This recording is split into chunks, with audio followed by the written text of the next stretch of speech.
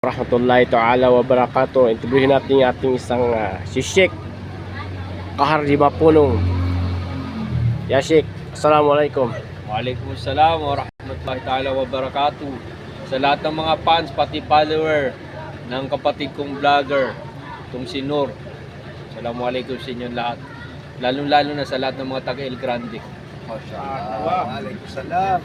Ya Sheikh, ano masasabi mo na patapos ng ating buwan ng Ramadan? Ano masasabi ko? Mapapayo mo sa ating mga kapatid. A'udzubillahi minasyaitonirrajim. Ang mapapayo ko lang mga kapatid ay kahit ano pang mangyari ay huwag tayong bibitaw sa pag-ibada at paglilingkod natin sa Allah. Dahil ang ibada, ang pagsamba sa Allah ay hindi napapanahon. Hindi lamang sa panahon o sa buwan ng Ramadan. Bagkus ito'y tuloy-tuloy panghabang buhay. Yan ang layunin natin sa mundo, ang sambahin ng Allah. Tanong pa, tanong. Tanong pa, tanong. Maisip kita.